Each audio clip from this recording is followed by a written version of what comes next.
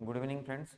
आज हम एक नया चैप्टर स्टार्ट कर रहे हैं जो कि है आपका central Asian contact and mutual impact. ठीक है, ये चैप्टर में हमको क्या देखना है? ये चैप्टर में हमको दो चीज़ें देखनी है। पहला तो कुछ अभी क्या है, इंडिजिनस ट्राइब्स नहीं, बाहर से, for example central Asians, Iranians और ग्रीक्स, ये इंडिया को इन्वेड करेंगे।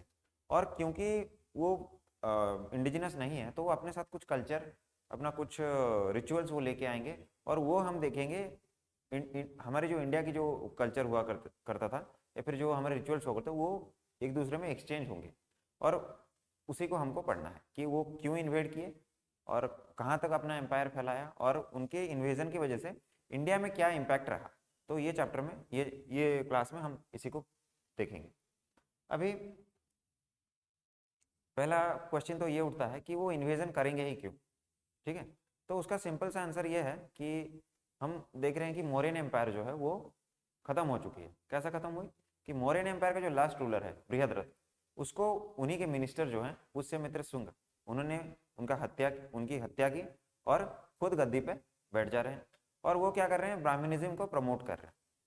पर पुष्यमित्र शुंग के बाद में उनके जो प्रेडिसर्स रहे वो कॉम्पिटेंट रूलर नहीं होते हैं और इसकी वजह से होता यह है कि पॉलिटिकल स्ट्रक्चर जो है वो इनस्टेबल हो जाता है। और जब जब हम देखेंगे, जब जब इंडिया में पॉलिटिकल स्ट्रक्चर इनस्टेबल रहेगा तब तब इन्वेजन होंगे। बस यही एक फैक्ट, और भी दो तीन फैक्टर्स रहे हैं उसको हम पढ़ते हुए देख लेंगे। तो मेन रीज़न रहा इन्वेजन करने का कि पॉलिटिकल स्ट्रक्चर जो था वो यूनिफाई नहीं हो पाया और वो इन्फ्लुएंस करेगा कि इंडिया में इन्वेजन करने के। तो इस चैप्टर में हम वही पढ़ेंगे। तो पहले जो आपके इन्वेड करते हैं इंडिया में वो होते हैं इंडो ग्रीक्स। हालांकि उनको बैक्ट्रियंस बोला जाता है, पर जब वो इंडिया में इन्वेड करके अपना एम्पायर बना लेते हैं तो उनको हम इंडो ग्रीक्स बोलते हैं।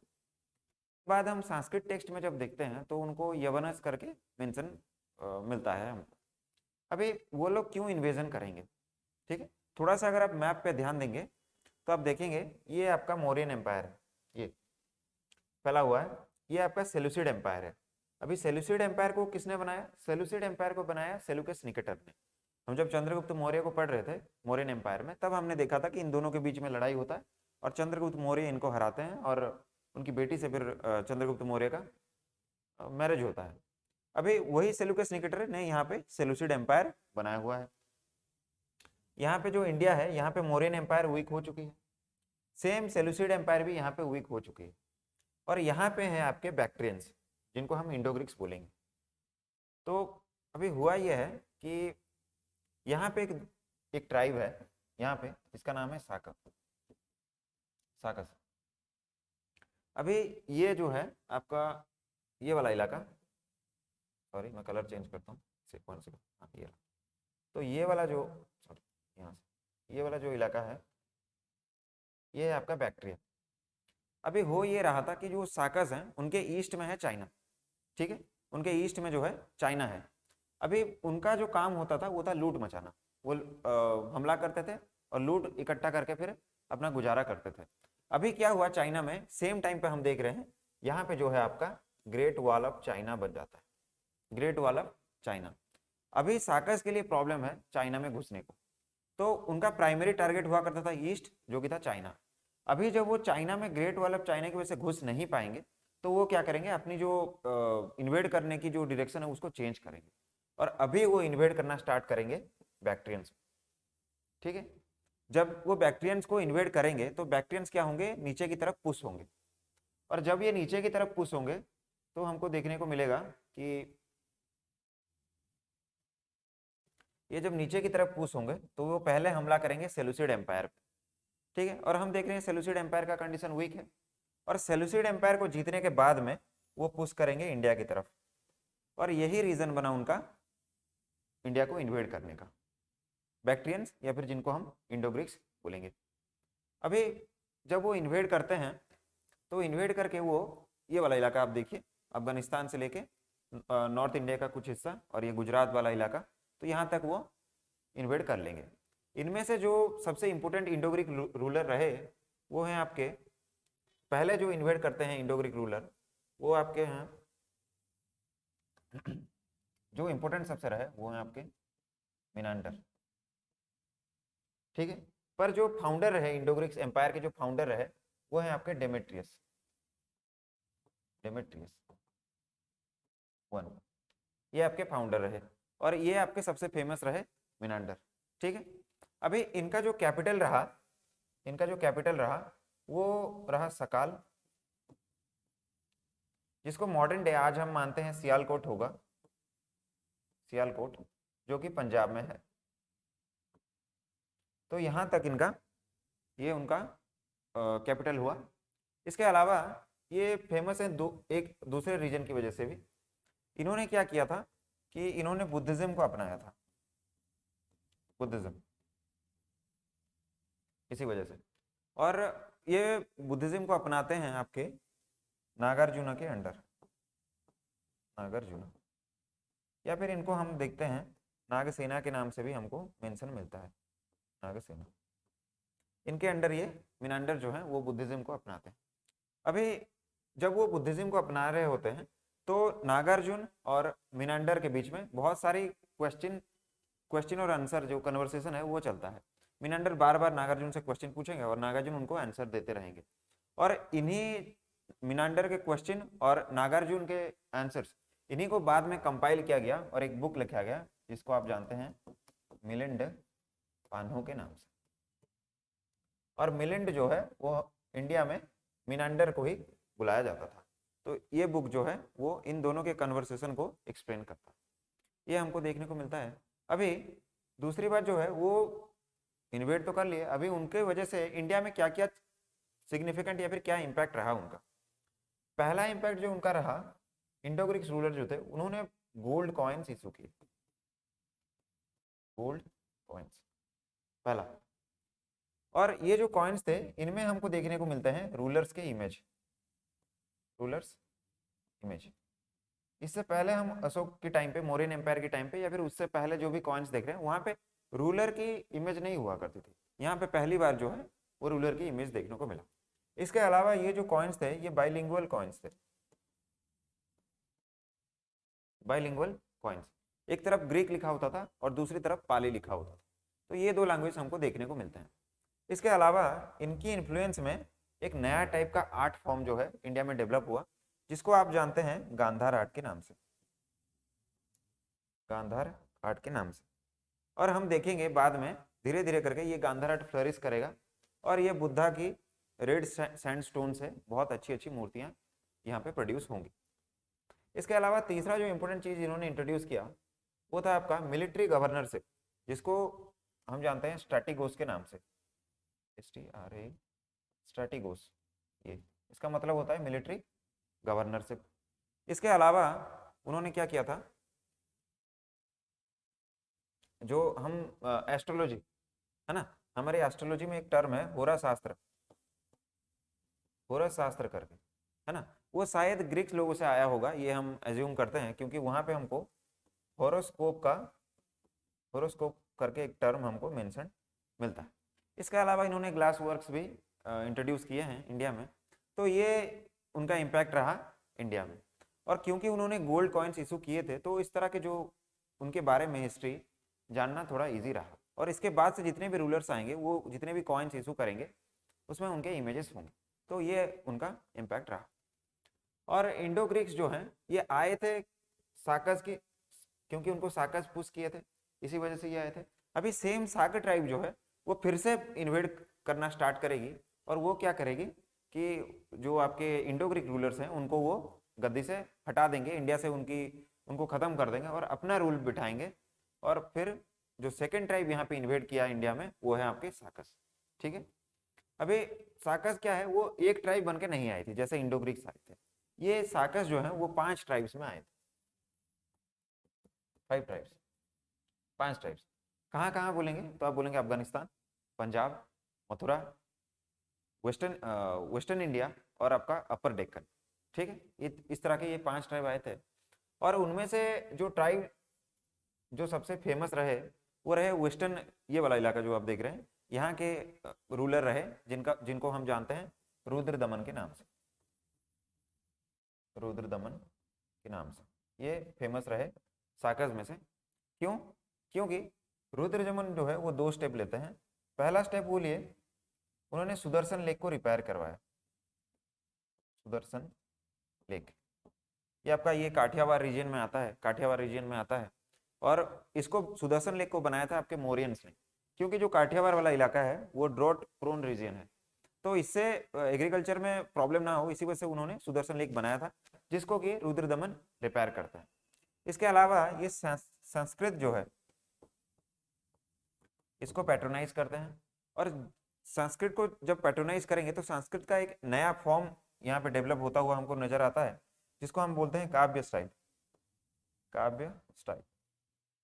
और यही काव्य स्टाइल में ये अपना एक इंस्क्रिप्शन लिखेंगे, जिसको हम जानते हैं जूनागढ़ इंस्क्रिप्शन के नाम से।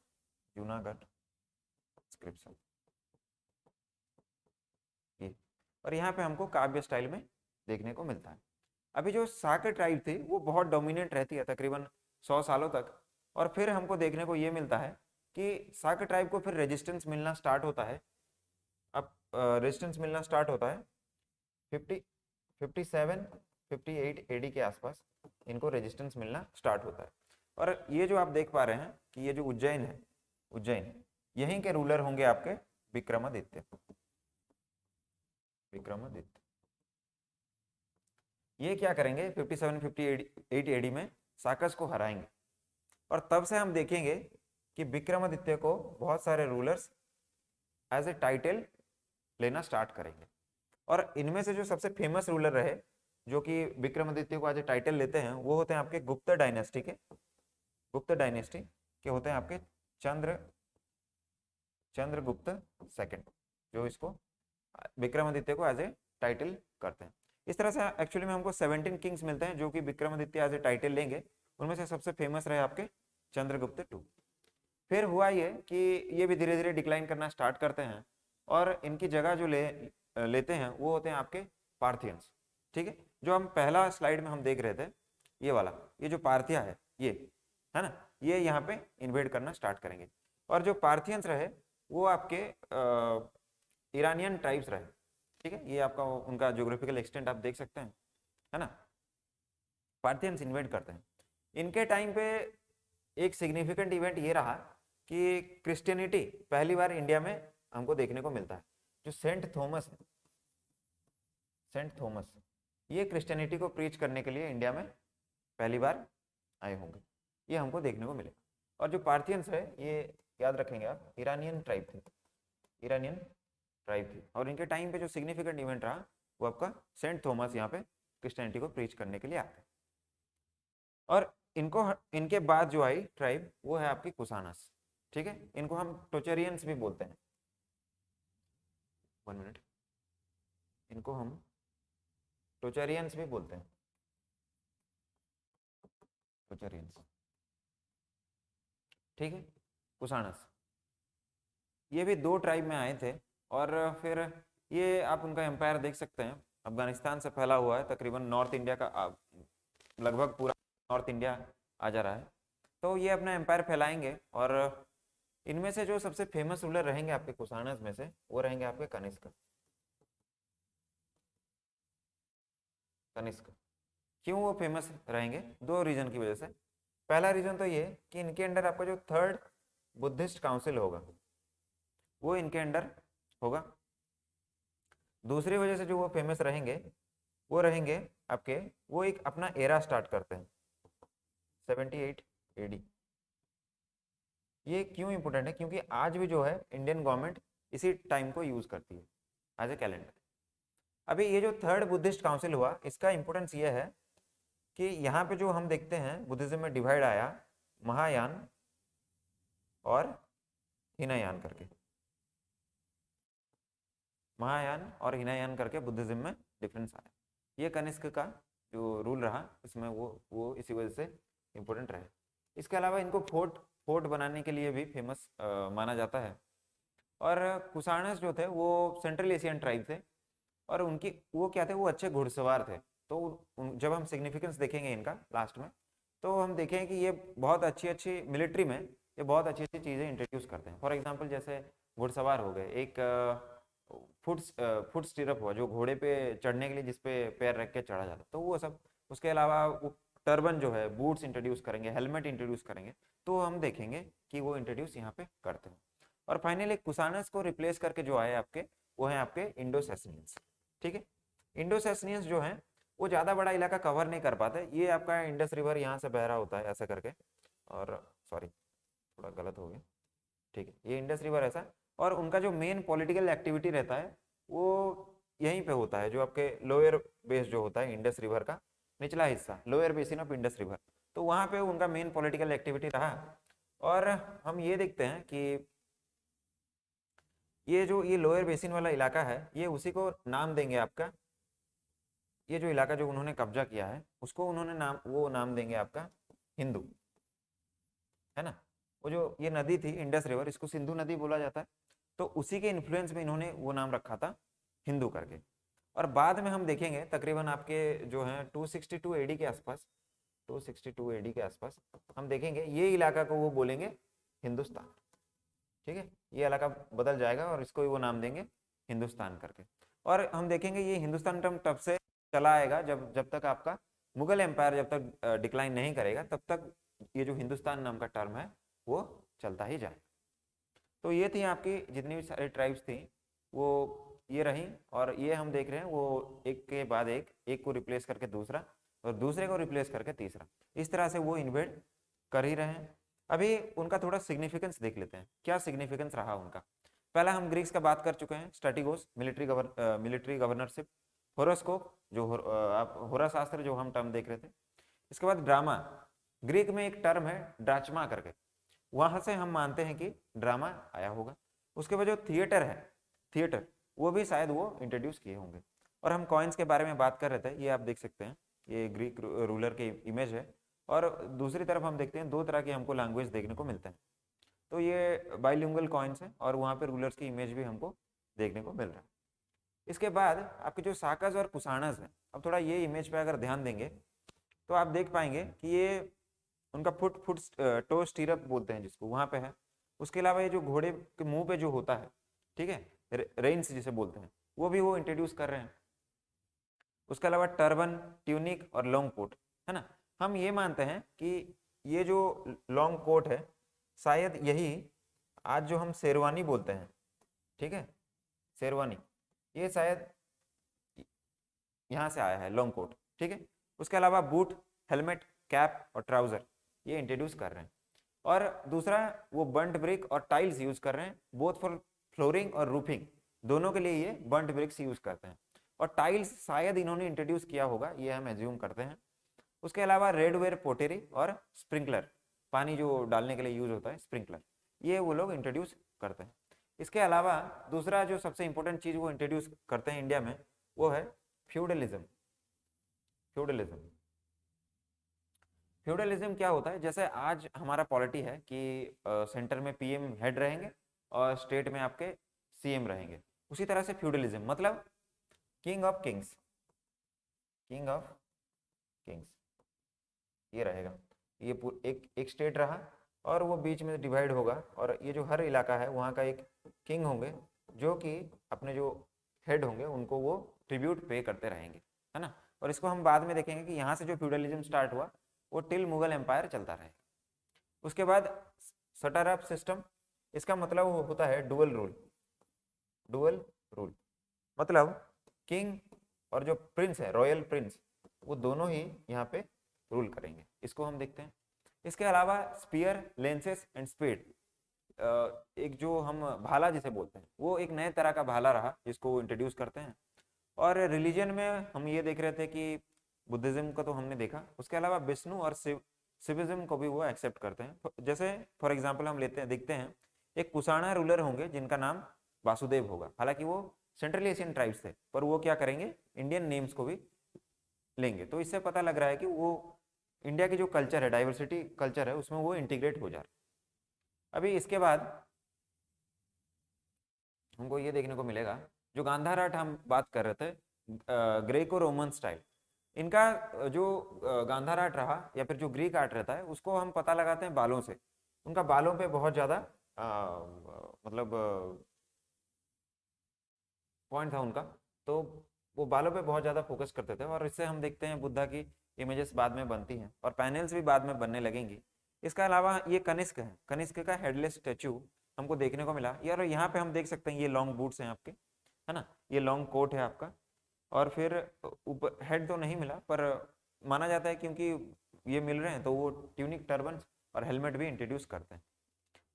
उसके बाद मथुरा आर्ट में हमने पढ़ा कि जो रेड सैंडस्टोन है वो यूज़ कर रहे थे, और केव पेंटिंग्स भी, सॉरी केव आर्किटेक्चर और पैनल्स भी उन्होंने इंट्रोड्यूस किए हैं। ये पैनल्स आप देख सकते हैं इस तरह से, जहाँ पे बुद्धा की जो लाइफ स्टोरी है उसको डिपिक्ट किया जाता था।